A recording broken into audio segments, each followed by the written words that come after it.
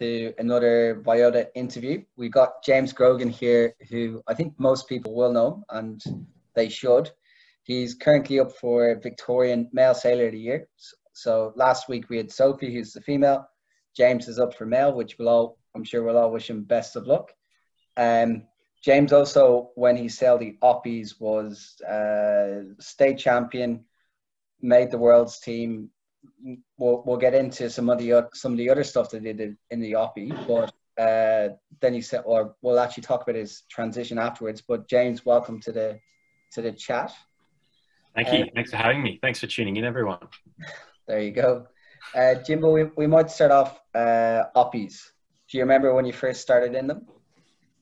Yeah, I did. It would have been in late 2009. I actually started sailing in the Sabo, and I really didn't like it, to be honest. My dad kind of somewhat forced me to get into it. Yeah. But then kind of Opties were really starting to take off. There was starting to be lots of Opties around.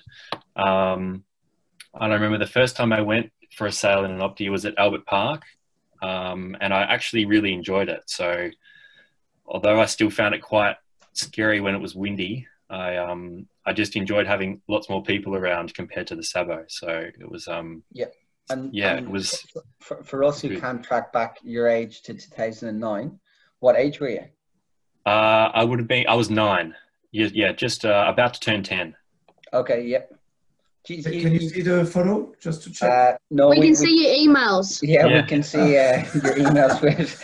It says hello, Nick. Discussion. Okay, sorry. So I've got the photo here. I'll try again. All right, go continue. Yeah. So you started at 9. You weren't quite a duck to water. There wasn't an intermediate fleet back then. So do you remember how you transitioned from green to? Oh, there we go. Jeez. Yeah, there we go. That photo there is actually my very first day sailing in the Sabo, and it was quite a strong sea breeze, southwesterly off Black Rock. And for some reason, my dad decided to take me out in the Sabo as well. So we were basically sinking, and I can still remember to this day coming in and just crying my eyes out because I thought Dad was going to kill me. But yeah, definitely wasn't the most pleasant introduction to sailing, that's for sure. Okay, and do you remember the turning point that got you very well invested into it? That you went from being not so comfortable to being a very extremely dedicated sailor, we'll say. Yeah, I think it was the main turning point. As I said, I wasn't majorly interested in it, but I went to the Adelaide Nationals in Greenfleet, and at that time they did a little bit of a training camp before the event. And up until that point, I really hadn't been out in that much wind before. And it was the first day of the training camp, and it was quite a strong sea breeze. And I can remember being quite nervous about heading out on the water, and kind of half the people were going out and half the people weren't. And I ended up deciding to give it a go and heading out there. And I just had a really amazing time because I just kind of was there with my friends, and I was going fast, and it was kind of the first time I kind of really enjoyed it. So I can still remember the day actually. That was probably quite a big turning point in terms of starting to enjoy my sailing. I can remember it quite clearly. That's pretty good. So that's actually... That was actually the training event. So that would have been... And was that in Brighton and Seacliff? Am I looking at? One back 2 photos with that little trophy. Yeah, Brighton Seacliff. Yep. This one? No, the one you had with the trophy. Yeah. So this one, yeah. Yeah, I recognise the flag because that's the same flag as my club in Malahide in Ireland. They've got the same black, white, and yellow background, so that's why I know it's Brighton. Oh, really? There you go. Yeah, it's pretty cool. Great spot. So after that Nationals, did you come back and you were like, okay, let's kick up a gear? Was your dedication? Yeah, I did. I probably... Oh, sorry, James. Yeah, as I said before that, I kind of didn't really enjoy it, and I kind of just sailed on the weekends. Yeah. And after that event, or after that event and the subsequent nationals, where I think I finished third in the Greenfleet National or second or something. And yeah, I basically came back from that event and I started training during the week, which was kind of a bit of a step up, I guess, and kind of treating it as a little bit more of a sport compared to kind of as a hobby. Yeah, I think that definitely started helping with my training. And kind of as I started sailing more and more, I began to enjoy it more and more as well, which kind of made it easier. Because when I arrived in the scene, 2012, September, so from 3 years on from where you started on, you were easily the most dedicated oppie sailor I've come across, like comfortably. You were sailing 6 days a week. So I think as a team we were training maybe once on a Friday, one day in the weekend, and then maybe every second or third day we would do a full weekend's training or something like that. But you were on the water 6 days a week.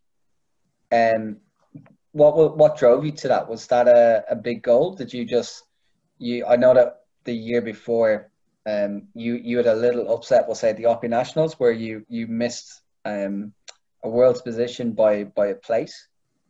Was that the hunger that drove the training? Yeah, I think I started, so after that Greenfleet Nationals, we had the Nationals in Sydney, and I did okay. I just made the AOS team. I think I came about 24th or something, and that was a real positive. Well, going from Greenfleet to Australian team, it's a pretty big jump. Yeah, I was really happy with that. But yeah, as you said, the next year, I was really hoping to get into the Worlds team. And kind of the story for that event was I was coming in the top 5, I don't know, 4th or 5th for the whole event up until the last day, and going into the last race, I was 10 points ahead of the guy coming 6th. And so I was, all good to try and make it. And the last day was very windy. It was similar conditions to this photo, actually, which was where the Nationals were. And I was just super tired, and I came 11th in the race, or 11th or 12th, and the kid behind me won the race in the opposite fleet. And so I ended up missing the Worlds on a countback after being in it the whole week. And that sucked so much. I can remember I was staying, if anyone's ever been to RQ, I was staying at the hotel at the yacht club, and I can just remember like packing up my boat and just going into the hotel room and literally just crying my eyes out for about 2 hours after the thing. So yeah, that was a big kind of motivation, and I was probably able to use that to my advantage somewhat going into the next year of training. And did you, when you were training, like going from green or 24th to almost being in the Worlds, do you remember how many days a week you were training in that period? And did you step it up a gear the following season? I think it would probably have been in total about 5, on average, probably 5 days a week. Fortunately for me, I still live in Blackrock, which is only about less than a K from Blackrock Yacht Club. So it was really easy for me to just go down and rig my boat up and just go out by myself. I'd say that was kind of a big, that enabled me to improve a lot, because as you mentioned, we did some really good training as a group, but there was limited opportunities we could all get out together. So whilst most people would probably only train, probably 2 or 3 times a week, I was able to do almost double that by sailing half the time by myself. So I think that was a really big gain. Obviously, you're going to reap the rewards of being sailing fit, we'll say, with a very big sailing fit. But do you remember what you'd practice? Well, I know it's a long time ago, but do you remember the focus, what it was back then? It was a lot about boat handling. I mean, you obviously it's a little bit harder by yourself compared to when you're with other people. But I can remember doing things like just staying next to a mark and holding there for as long as I could. And obviously when it was windy, I used to love going out and practicing hiking and just practicing your technique. And I think there's a lot, it's maybe a little bit hard to feel like you're improving when you're training by yourself, but particularly I think when it's windy, and obviously you can get a lot better when it's light as well, but when it's windy, I think you can gain a lot by just simply going out and, you know, trying to push your boat handling, trying to push your speed skills. And I think it's actually surprising once you've been and doing it for a while, the gains that you make compared to if you just sailed, you know, a few times a week with the group. And I reckon one thing I know from memory that stuck out with me was your sailing and bailing technique. I think that was something that you just had down pat, especially when we went to Tassie, which was the nationals that, well, do you want to tell the guys the freak weather that it was in Tassie? Yeah, we had that was crazy, wasn't it? I remember on the first day, I think it was, the breeze was coming up the river from the city, and I think we had about 42 knots on the course. And so we were halfway through a race, and I think I almost got to the top mark. I was doing okay, but then they just abandoned it and people were drifting out towards the ocean and stuff. That was the event. But yeah, that's definitely another technique it's really good to practice by yourself. You don't really need anyone around you, and it's you can just kind of watch a few videos and see how the top guys are doing it, and you can just work on it yourself. You don't really need much else to help you to work on it. Yeah, it's I remember that race was incredibly entertaining to watch from a coach boat, because there was one fleet that was going downwind, and then another fleet was going downwind, and they were both going into each other, and then clearly two fronts just hit, and every boat just went over at once. It was unbelievable. Yeah. In that nationals, you fulfilled your goal. You made the worlds, and I remember it was awesome actually. Just after you finished that race, you came up, and it was you were laser focused for the whole event, and then it obviously just all your emotions just erupted. Like, such a relief just to get that. Yeah, I suppose I'm probably saying it for you, but how did it feel? Do you remember that moment? Yeah, it was really good. It was awesome to finally achieve that, obviously with the disappointment of the previous year. It was interesting that year though, because there was Annabelle Davies who won, and she sailed really well, but behind her there was 4 of us that were going into the last day. It was a 4-way countback on 4th. And then there was a few people behind. There was a bit of a gap, but realistically they could have actually beaten us as well. So it was, I think I ended up finishing 5th, but obviously going into the day on equal 2nd, it was like a bit of a drop, but I didn't care at all at that time, because I just was so happy to finally make the world's team. Yeah. And it was, just a huge, it felt amazing after working really hard. And even just before that event, we did a team racing event where Victoria did pretty well. That was an epic battle against Queensland in the final. Yeah, that was really cool. Obviously, having everyone in the team and sharing that victory, that was awesome. And it's cool that the guys were able to repeat that in Williamstown.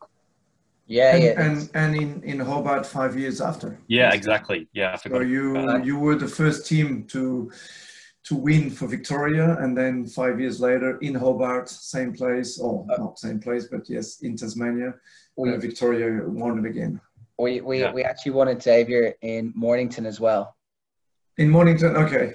So we did Tassie, Mornington, so it's back to back there, and then we did it again here. So Tassie seems to be a good thing for Victoria. It's a good set. Yeah, it's a good foundation for us.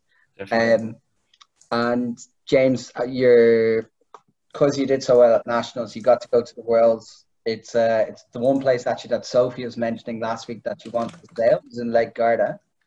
Do you remember that event, the roller coaster of it?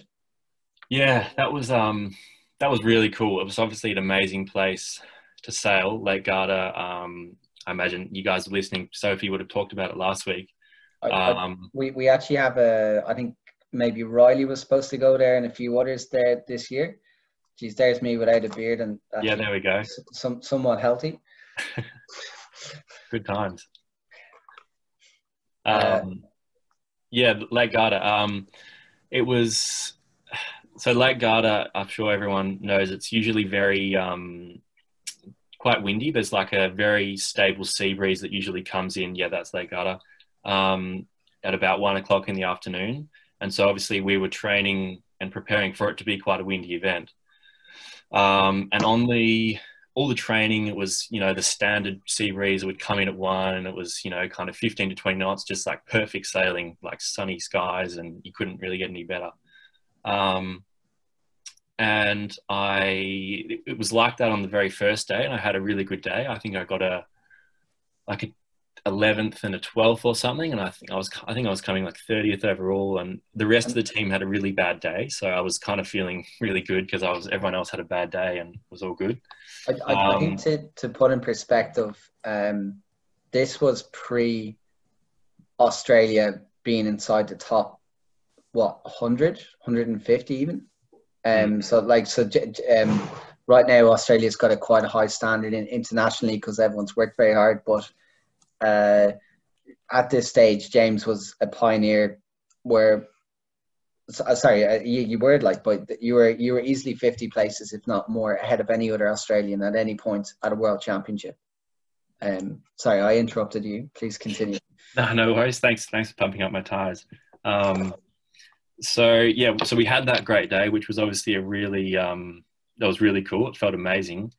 But basically from that day forward, the usual kind of sea breeze that we were expecting and used to basically shut down because there was lots of thunderstorms in the area. And so for the rest of the event, it was quite light. And essentially my results just kind of went like this, which was, it was really disappointing. Like I remember it was obviously the last event I was doing in the Opti. And it was really frustrating. I remember it was really frustrating. I actually changed my, one thing I did learn, which was a bit silly, was basically throughout my whole Opti career, I used the one sail. It's called the C05. And about a few days before the event, I decided to change the sail. And I'd only used it initially in the windy conditions. And obviously it was fine in the windy conditions. Not saying it really changed anything, but I think more than anything, it was kind of a mental thing. When it got to the light wind, I hadn't trained with it before. And so it was a big learning to not try and change anything before an event and just be comfortable in the training that you've done. And I'm not saying that I would have done better if I had have used my old sail, but just it was an interesting learning experience in just having trust in your training and not trying to just change anything last minute just because you can. So that was a big learning. Well, especially if you're sailing 6 days a week, you're doing that 5 days a week, and you probably ramped it up like prior to the Worlds, and I'm sure that you took it up a gear. And to change something like that, I mean, it's easy to say like in hindsight, but it's definitely a big lesson for everyone that the whole point of why you do the 6 days a week or the 5 days a week or the 4 days a week is to get used to your equipment and to get used to the boat handling with your equipment. And then if you change that thing, and if you get, I don't know what it was that made you change, but if you go with it, you don't have the same trust, and you obviously did. But anyway, it's a very, very good lesson to pass on.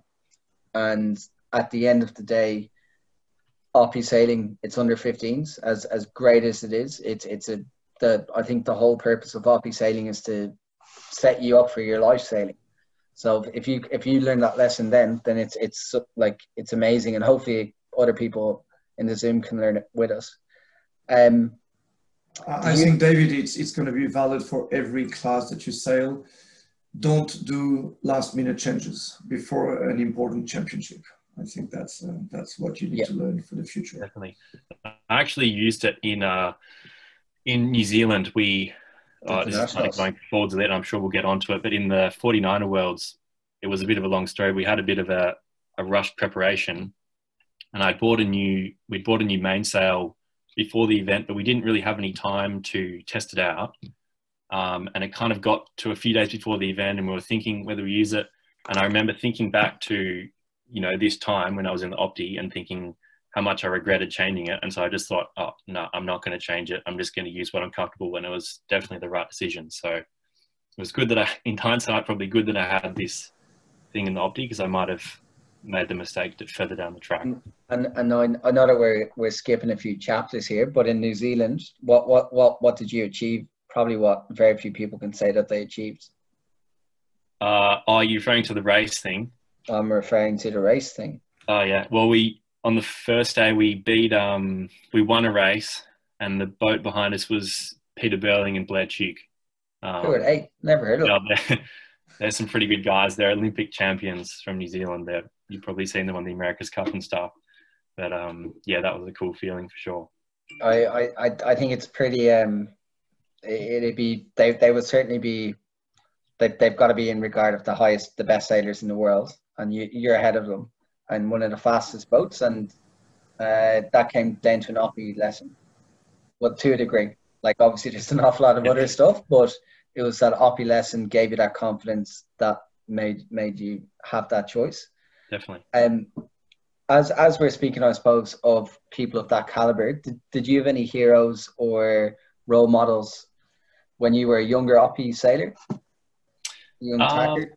Yeah, in when I was at that age, it was probably Nathan Outridge. I remember watching him in London 2012 and winning there, and he was always someone that I looked up to. And another one I had was Ben Ainsley as well. I remember I had some life jacket that was I think that was like it wasn't his exact one, but it was his type. So I used to think he was pretty cool. The Henry Lloyd. Yeah, Henry Lloyd, something like that. So yeah, I used to think those guys were pretty cool, for sure, and still do, obviously. Yeah, they still got it. They still got it. Yeah, and then life after oppie. So you finished in Garda. What was next? So from then I went into the 420. So yeah, basically we'd started. Nick Sharman, who's in that picture, who also sailed in the oppie with me. We just kind of started sailing a little bit before the oppie worlds, and he did the Asians in Japan. So from there we did kind of straight into the 420. And yeah, obviously I was the crew. I was kind of the taller one. And you guys were a pretty dominant team in Victoria. You put in the hard yards, you did the hard training, and you got some fantastic results. What was the peak of results? Well, I think we won the nationals and the youths in Sydney here in this photo, which was something that we were really happy about. The year before, kind of very similar to the oppie experience, we were in a really close battle with one of the teams from Sydney. And essentially that year we had 3 event trials for the selection for the Youth Worlds, and they were first two were in Perth. And essentially after those 2 events, it was locked, like we were basically even points, and it went to the next event in Queensland, the same place, the same yacht club that the oppie experience happened, where I lost the Worlds team. And we lost that event. So we lost the Youth Worlds team. So it was, very similar to the oppie experience, where I was able to come back, or we were able to come back the next year and get done what we wanted to do the year before, which was really satisfying. Yep. And so without doubt, even though you've achieved so much, you've had a lot of hurdles to get over. Do those experiences, do you reckon they add to the victories when you do get them? So the small little setbacks, rather than it always just being plain sailing. I think definitely, like you definitely learn. You definitely don't feel like it when it's happening, but I think you definitely learn a lot more from when you lose compared to where you win. And it's, you maybe aren't able to do it straight away, but after you've kind of taken some time to think about it, I think it's really good to be able to use those failures, if you want to call it that, or times where you didn't achieve, to use that in your training in future, and maybe give 110% instead of just that 100%, or go out in that session where it looks really windy or not much wind or anything like that. So I definitely agree. I'm glad you said failures like that, because it's all experiences that you build up in the road. I think that photo in the 420, was that in Flinders? That one was actually off Sandringham. Ben Hartnett came out for one day, and I don't know if you've seen on YouTube, for everyone watching, there's a YouTube, it's actually got a lot of views, I think, almost 500,000. But yeah, all right, big deal. Yeah, I know. I'm a He's pretty pumped big up. You're pumped up your own tires here now, mate. Yeah, I know. It's all me, of course, because it shows. Yeah, yeah. iPhones already existed when you were in 420. But that day was a really windy day, and obviously getting a little bit hit by a wave there, but that was good fun. It was good. And how long did you stay in the 420 for? It was all the way up to the Utes, obviously, but it was 3 years, I believe. 3 years. Yeah, so I started in the end of or middle of 2013, and then just over 3 years, and then our last event was the Youth Worlds in 2016 in December. Yep. And actually, sorry to go back a step, but I just think it's a very important question to ask. Mm-hmm. Back when you were in the Oppies, you were obviously one of the bigger rig kids in a polite way. Like you were, and it suited us because we knew Tassie was going to be windy. The Worlds were supposed to be windy. Mm-hmm. You still left the Oppies at quite a young age, because I think you did that because of the body size, or like because of your age and the body size, rather than waiting till you're 15. Would you do the same pathway again in hindsight? Would you transition a little bit earlier? Would you stay? You're happy that you did the right lesson, so you learned how to lead at the top, and then you moved in? Yeah, I think looking back, I moved at the right time. I moved out when I was 13, obviously just after the Opti Worlds, and I think if I had have done another year, it just would have been really hard. Like I think when I left, I was about between 53 and 55 kilos. Yep.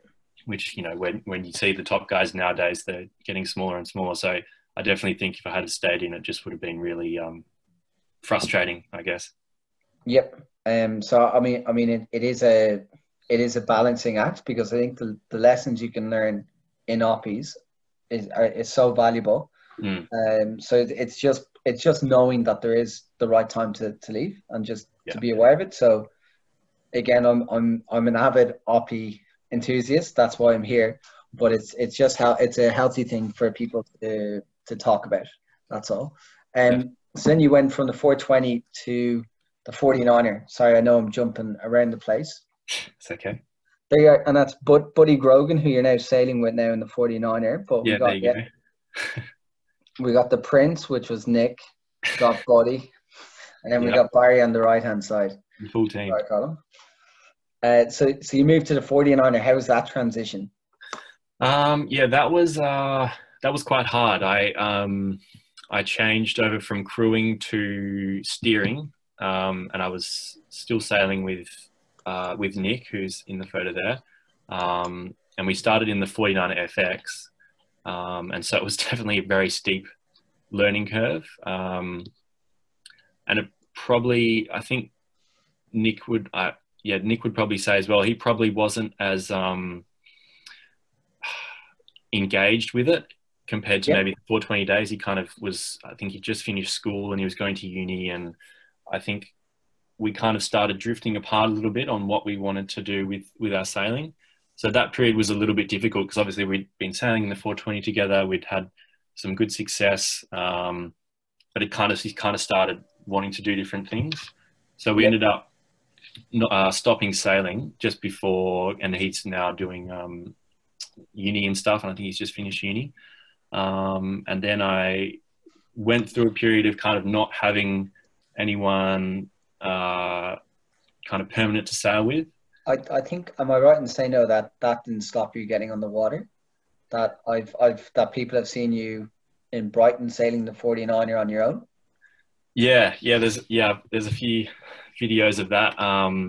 Obviously I didn't have a kind of a permanent crew at that particular time. But I remember Johnny Rogers, I'm sure most of you would know Johnny Rogers. He suggested one day that I just go out by myself when it wasn't too windy in the 49er, just to kind of practice boat handling and stuff. And I thought, oh yeah, that's a good idea. So I did that. And I really enjoyed it, because it was kind of going back to the Opti days. I could just go out sailing when I wanted to, and I could just, do whatever I wanted again, without having to communicate with someone else, or, waiting for someone to be available to go sailing or whatever. I just was able to go out. And so yeah, probably most people don't think you can sail a 49er by yourself, but you can as long as it's not too windy. And am I right in saying that you were still getting a kite up? Yeah, a little bit. Yeah, I was mainly sailing in the pond at Brighton, so it was a bit hard sometimes, but I definitely got myself into a bit of trouble a few times, almost getting washed up on the pier. But luckily, You get that on the big jobs. So. Yeah, that's right. Right. But actually, looking back on that, that was definitely a big benefit because there was going from crewing in the 420 to steering in the 49er. It's obviously quite a big transition, and so there was lots of kind of, especially with steering, and there's a lot of boat handling in the 49er. Just getting accustomed to that. There was a lot of stuff that I could do just by myself on the water, steering on trapeze and all that type of thing. So that was definitely a huge benefit that I was able to do that. And the amount of determination that you show is crazy for me.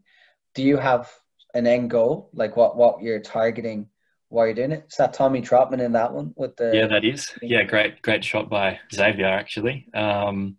Yeah, my end goal is to go to the Olympics and hopefully win a gold medal one day. That's kind of, I can remember actually writing that down when I was about 10 or 11 or something. They had this day where you had to write your goals or something, and that was the first time I remember thinking, oh, that'd be really cool to do that. So yeah, that's kind of the light at the end of the tunnel that kind of makes the bad times a little bit easier when you've got that goal in mind that you just kind of keep pushing. So that's the end goal. That looks like a cracker day that you're sailing there. It doesn't look like Ireland with all the rain in the background or yeah anything. Although, great photo. Do you notice the difference if you're in the 49er with all the splashes, if you're in rain or if it's not raining? Yeah, that's a good question. It's not, depends on the day. Usually the splashes, as you can see from there, the splashes kind of get on your legs a little bit.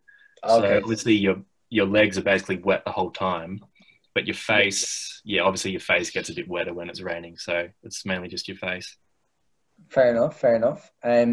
So then you eventually teamed up with Charlie for a while. Mm-hmm. You got some fantastic results there. I think was it the under 21s in France? That was a pretty good result, or is it the under 21s or 20s? 23.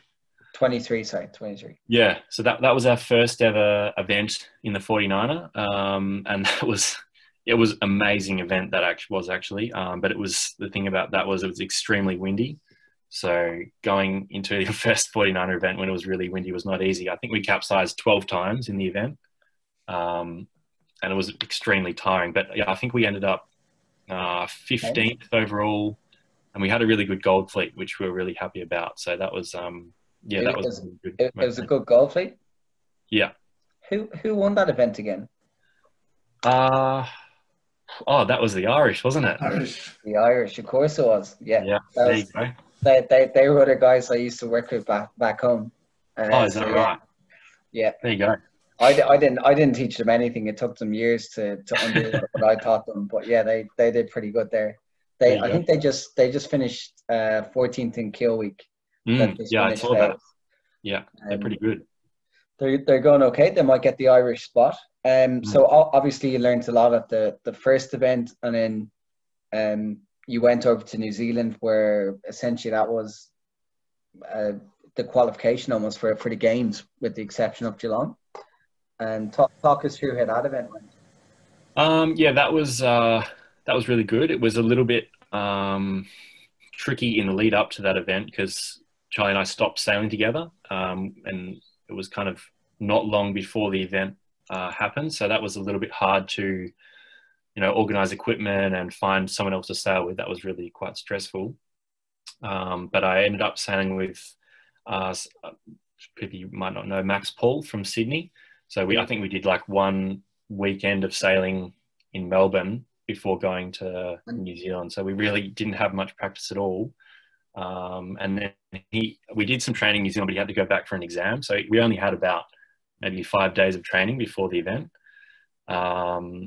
And yeah, we ended up doing quite well. We just missed out on Gold Fleet which is a bit annoying, which is the top 25. It's quite hard to make gold fleet in the 49er. But I think we finished 5th in silver fleet, which was 30th overall, which we're really happy about with our obviously limited preparation. That's incredible. And even I might just like to highlight how did you meet Max? Because I know Max, but just so everyone else knows how the relationship blossomed. Yeah, I met Max back in the Opti days. Actually, it would have been I don't know, maybe 2011 or something. And yeah, I kind of stayed at his house a few times before, and obviously that's one of the great things about sailing. You get to meet lots of different people. So I guess for you guys watching, if you have friends over interstate or even in Victoria, make sure you stay in touch with them, because you might end up sailing with them in the future. And even when you get a bit older, and if you're traveling interstate to say a WASP event, a laser event, a 49er, it might be a more relaxed boat, whatever you're doing. But if you stay in touch, you can. It's good to do. I think that's really cool. So after New Zealand, the big focus then was the Geelong Worlds. It must have been. Yeah, it was. Yeah, so Max and I were just sailing for that event in New Zealand. So obviously had to find another person to sail with for Geelong.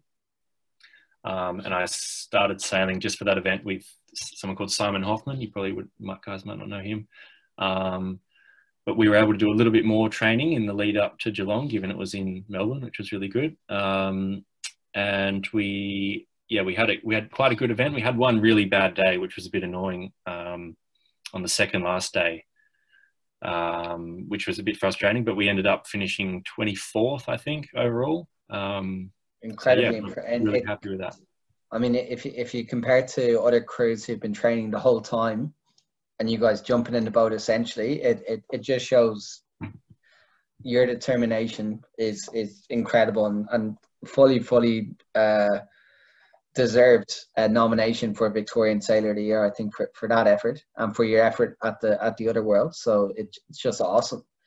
And now you've got Buddy promoted up to being on the wire beside you. Yeah, that's right. How's that going? Yeah, it's good. Obviously, Lockie was in the 420, and he qualified for the Youth Worlds, but that event got cancelled. So it was obviously a little bit disappointing for him. But yeah, we've been, obviously not recently, but before the lockdown happened, we've been getting into some training, which has been really good. It's obviously quite convenient being able to sail with someone that lives in your house. You can just kind of walk upstairs or walk a few meters and ask whether you want to go sailing. So it's been really easy from that perspective. That's good. So is Lockie still playing soccer at all, or is he finally given sailing the focus? No, he actually stopped that a few years ago. I know. I know, because do you remember that time when we were in New Plymouth and he jumped in the Oppie? Yeah. And he was in his. So Lockie came out in his casual clothes, we'll say.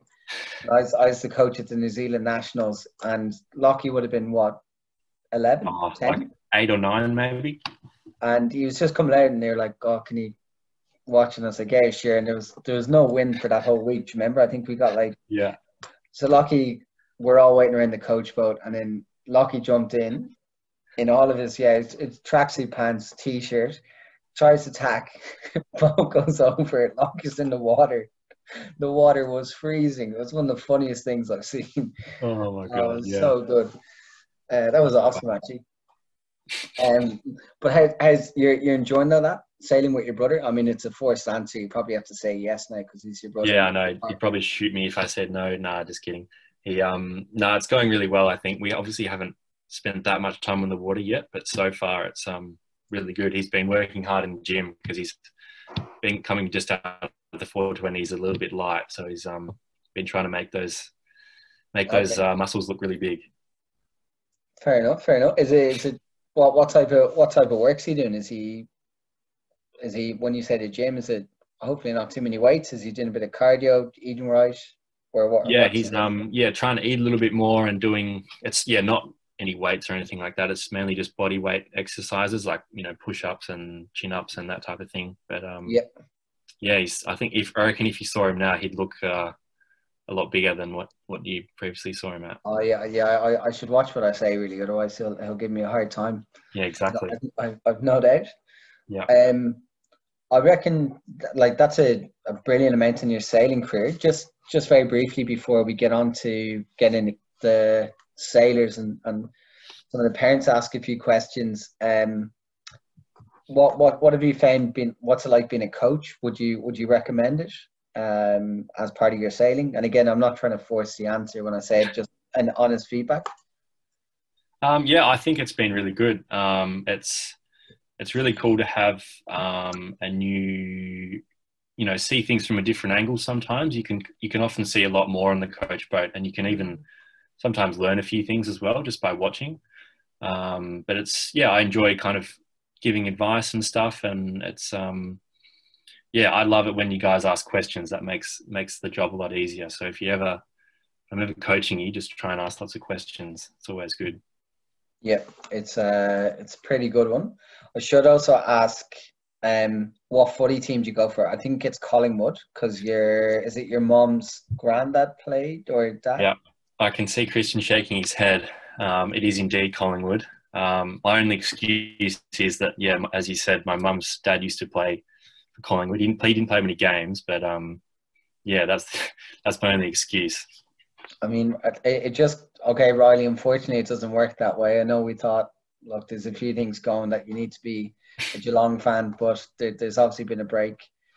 And you got Lee Harvey saying, Lee's happy. Saying go Collingwood. Xavier, if you're okay, we might open the floor to some questions from the guys. Yes, and tell Riley he might need to go for Collingwood if he wants to be in the Australian sailing team. That's it. Requirement. So I just saw that there was one question there. How come you pick the 49er over 470? I picked the 49er mainly because of my my weight. Like, I'm naturally at about 80 kilos, and typically in the 470 you've got to be kind of, as a crew, I don't know, about 70 kilos or something like that. And I had to diet quite a lot in the 420, and I just hated doing that. So that was that. And I also really was keen to get back to steering. I really enjoyed crewing in the 420, but it was something I wanted to get back to in the 49er, and I was way too big to steer in the 470. And also the 49er is in the Olympics anyway. It's probably maybe a little bit more. I mean, I guess the 470 is now going mixed, but at that time it was a little bit uncertain whether that was still going to be in the Olympics. So whereas the 49er is kind of a little bit more, has a bit more certainty around it being in the Olympics for future editions. Yes. So tell us, how do you find the transition, steering to crewing to steering again? Because that will tell, all the kids that, you don't necessarily, if you start crewing, you can always go back to steering. So you're not going to necessarily be pigeonholed. So tell us a bit about it. Yeah, and I think it's really good actually to have skill, or both skill sets, because you're able to kind of understand, when you're doing each role, you're understanding what the other person is kind of thinking or is going through. So I definitely wouldn't have any regrets or anything like that. And I think it's definitely a benefit. It is obviously a little bit of a challenge to go from crewing back to steering into the 49er, and particularly when it's a much bigger boat and everything. But I mean, at the end of the day, you can just get over that with training. So yeah, if people are worried about, I don't want to have to crew in the 420 or the 29er, I wouldn't be worried about that. There's, it's I think it's a benefit, to be honest. Yeah, I think what's key is you learn different skills, and then when you're back steering, what the job of the crew is, and how those two need to work. So it's definitely important. And on which will probably apply for if then you go to a bigger boat, with 5, 6, 7, 10, 12, then you understand how it works. Yeah, definitely. And on that, actually, even in the 49er, lots of the drills we do, and lots of the coaches, I don't know if you guys know Emmett Lazic. He was Nathan Outridge's coach for London and for Rio, where they would have been fortunate enough to work with him a little bit. And he's actually really big on switching when in training. So you kind of are working on that skill even more.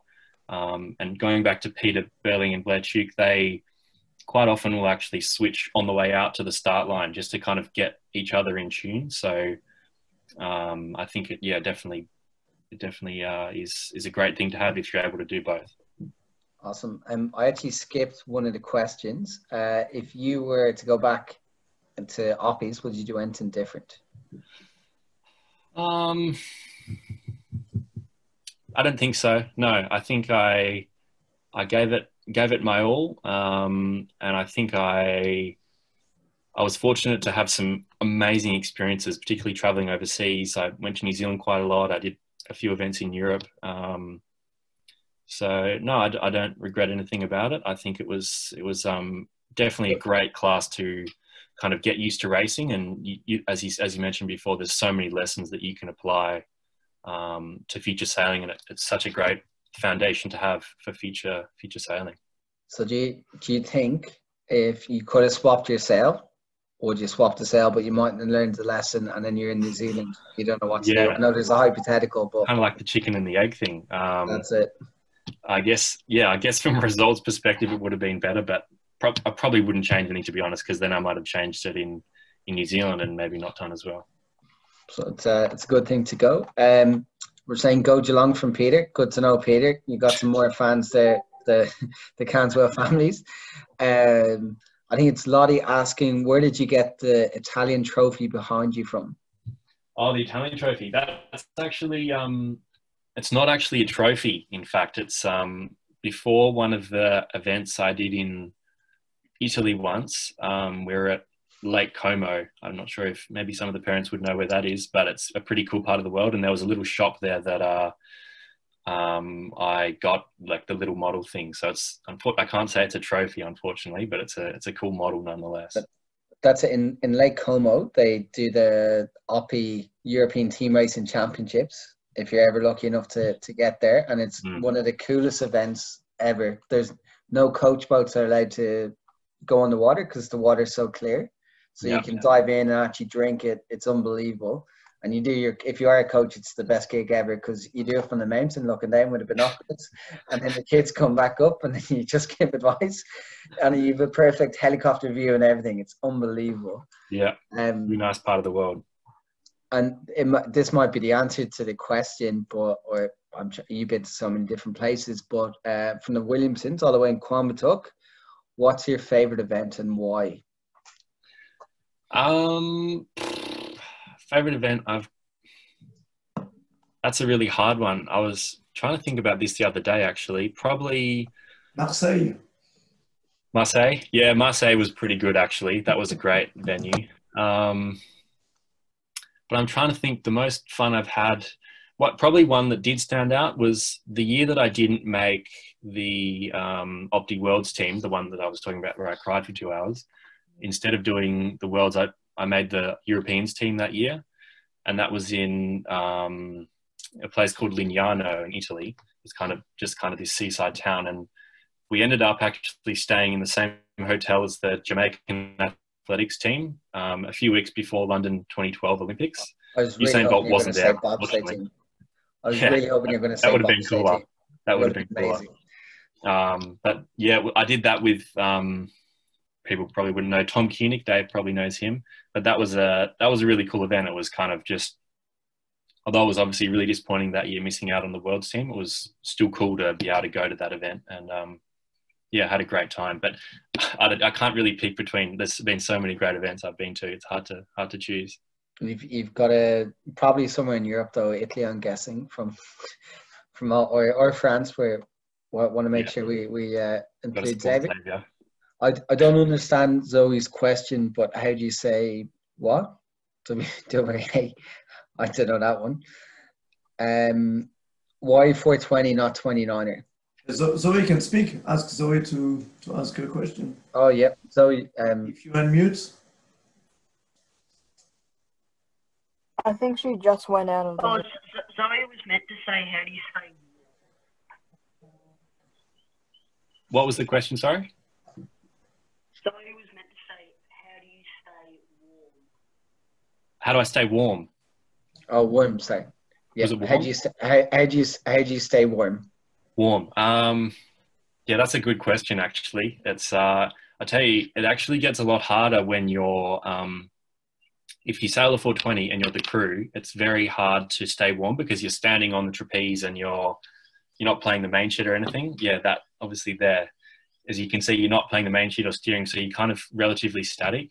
And I can just remember getting so cold to the point where I actually, and Dave probably remembers, I got a dry suit for the winter months, but it started leaking and it kind of wasn't very good. It was really tight around my neck and stuff. So I've now gone for just the super warm wetsuit, which seems to do a pretty good job. But I guess my top tip was just be wearing lots of layers underneath. Yeah, it's definitely not easy in Melbourne. That's a good question. As an Irishman, I'm telling you now, layers is the key. Layers is the key to survive. Yeah, lots of thermals. Yeah. Yeah. Liam, as always, I think you ask it every time, you really just like to stir the pot. Why the 420, not the 29er? Actually, yes, it's a good question. At that time, there was not that many 29ers, and I guess there wasn't that many 420s either. But it was a tough call, but I remember actually speaking to Dave, and I actually remember the day quite clearly. I think we were driving home from Mornington, and I was, kind of asking him what he thought, and I can remember him saying that it was, the 29er goes obviously quite a bit faster, and it's quite a jump from the Opti in terms of you have to make your decisions quite quickly when you're in the 29er, and his kind of recommendation was to do the 420 just because it was a little bit of potentially a slightly easier transition into the 420. And probably the other thing as well is if, sailing out of places like Blackrock and Sandringham, it's a little bit harder to, when you're very new to a skiff, get used to the big waves and big conditions off Melbourne. So, that was one of the considerations. But am I right I think it was a good decision. I think.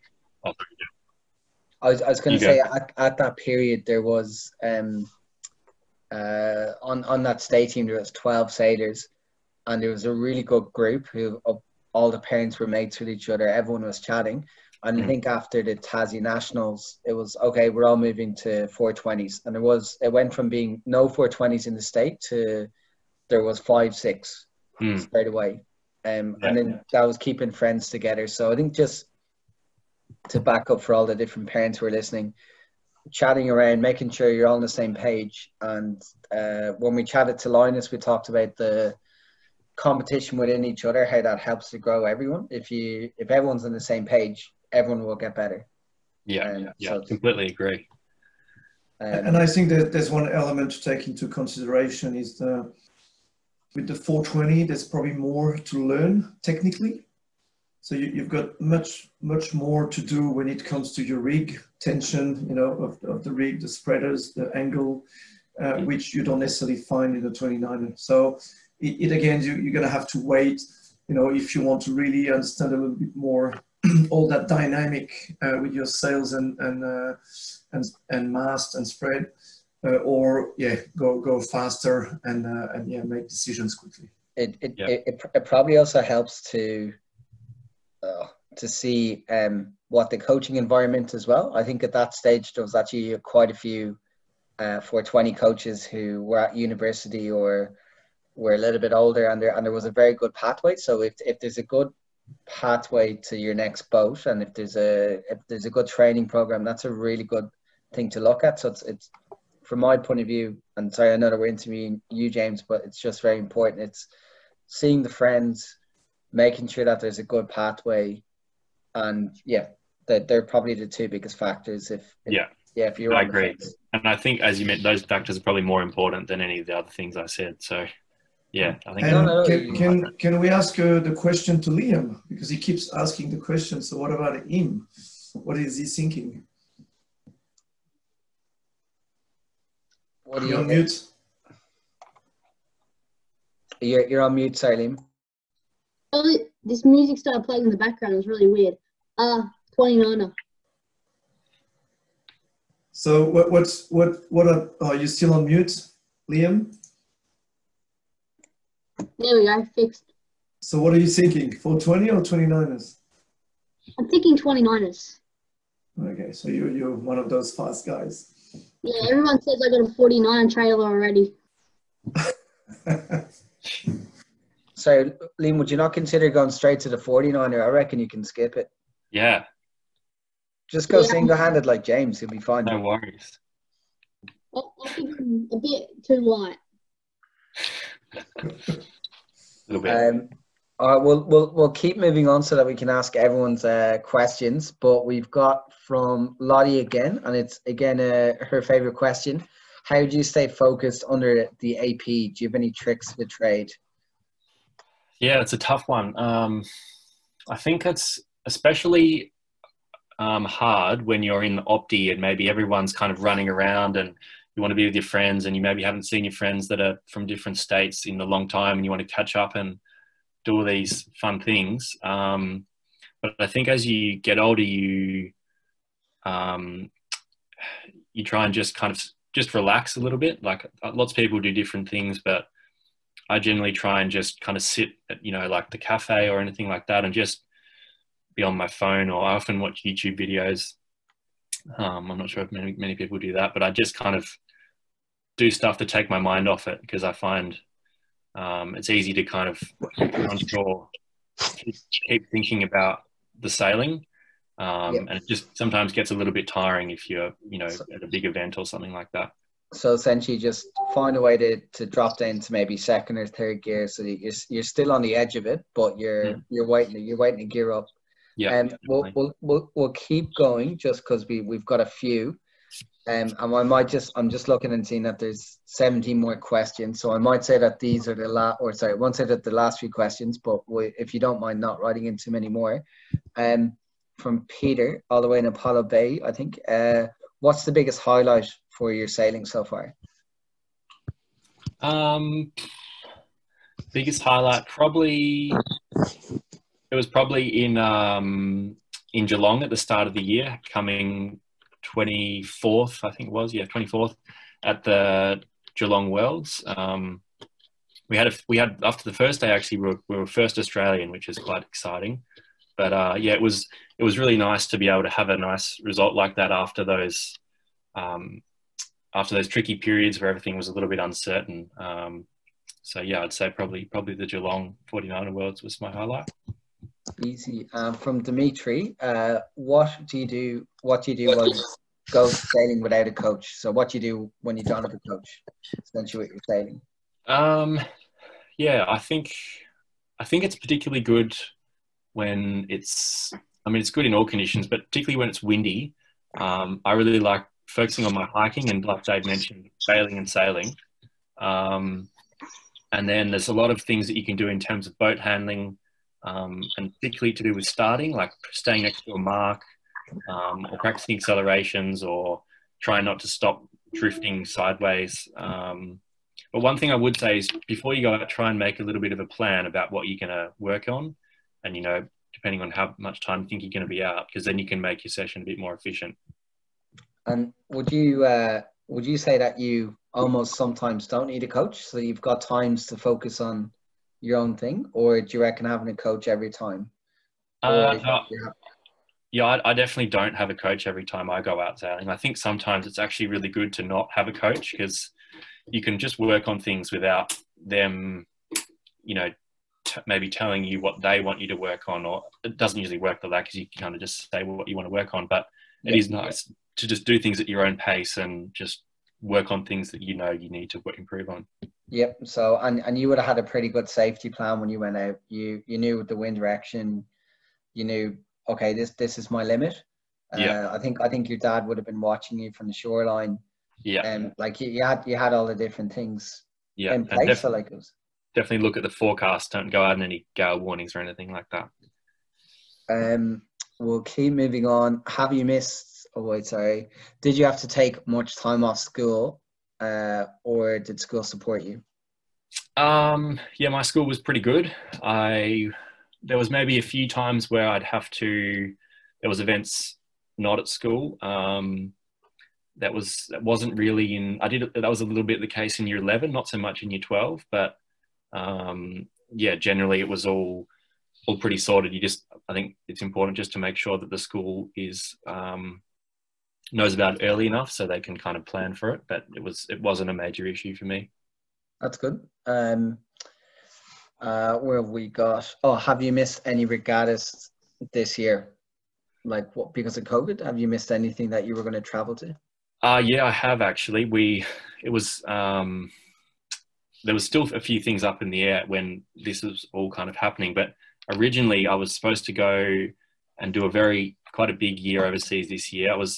My plan was actually to be in Palma in Spain, and then in Hierges in France, and then Genoa, and then come home and then do a big training block in Sydney, and then come home and then go to Japan to go and train with the Phillips brothers before the 2020 Olympics, and then come home and do the Junior Worlds in Lake Como, actually, of all places. But obviously that all got cancelled.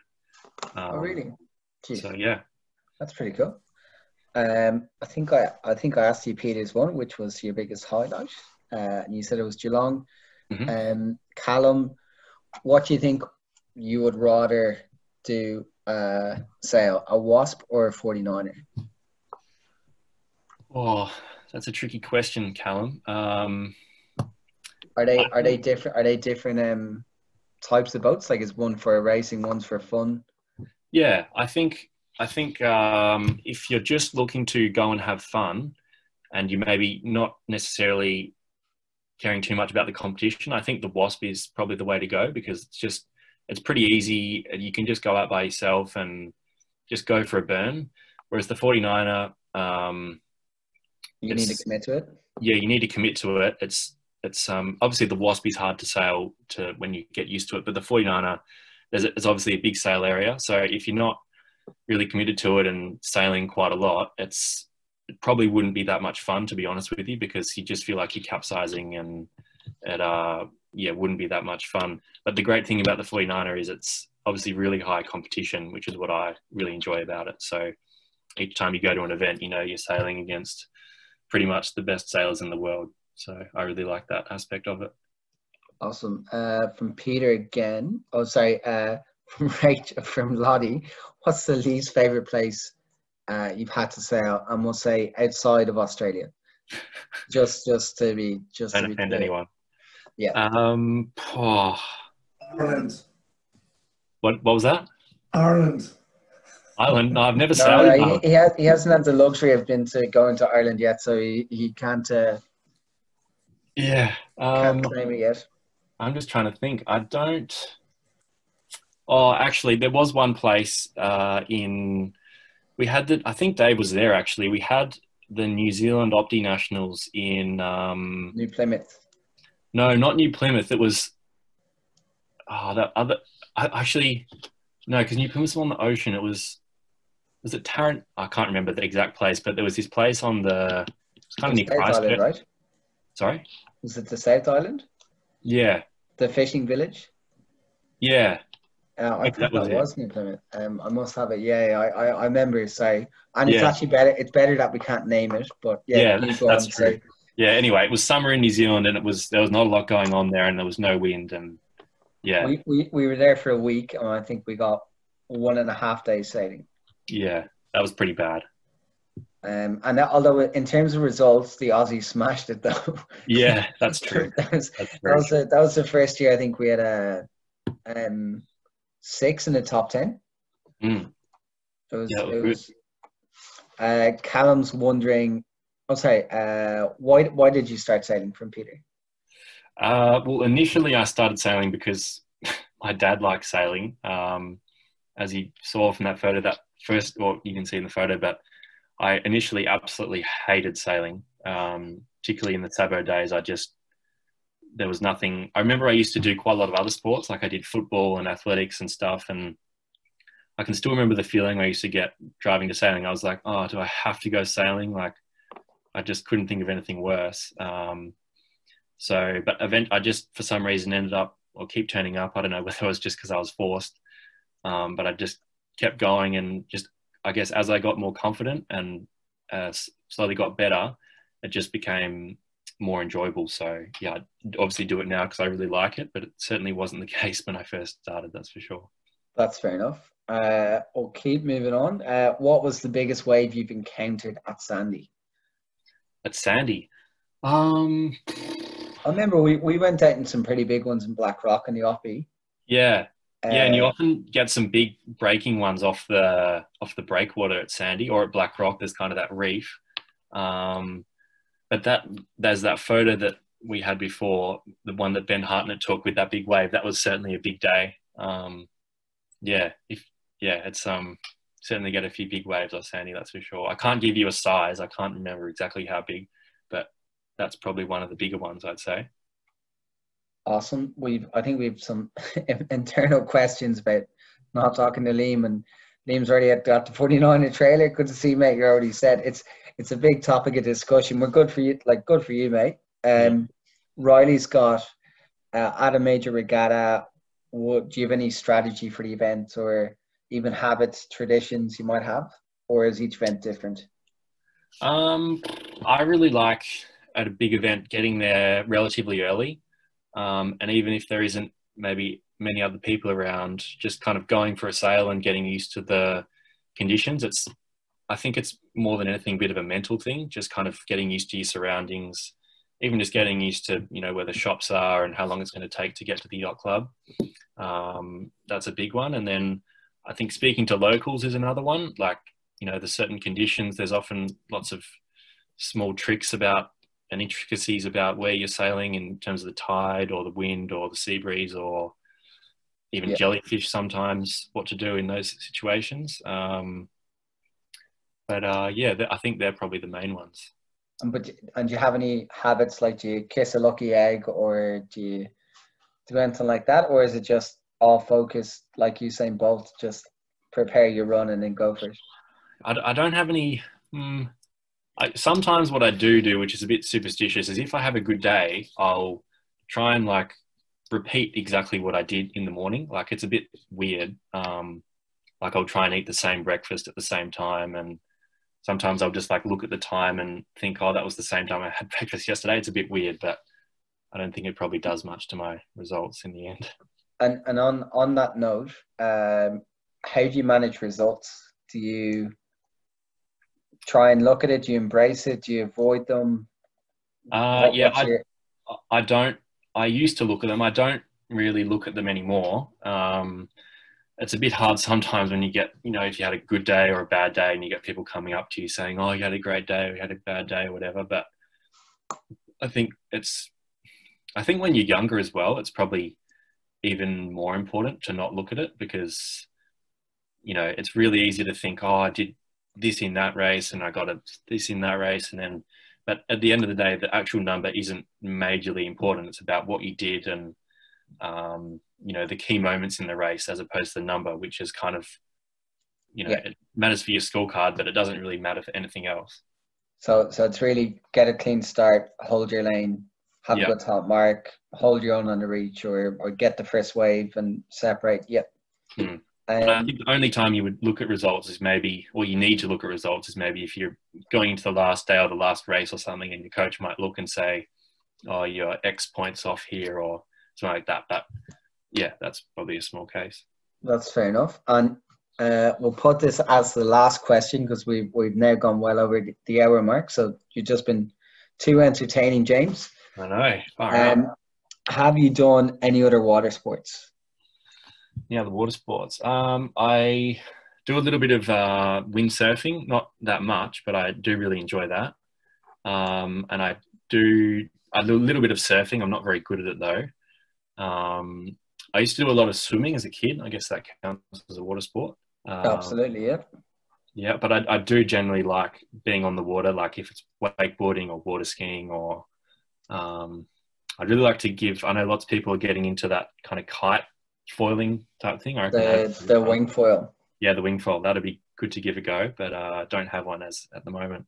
I'm thinking of purchasing one myself. So Yeah. you might see me falling into the water a little bit. Yeah, I might have to come and steal it off you. Yeah. Well, you just have to be a good swimmer. I'm bound to fall off, and then you just take it your way. So there you go.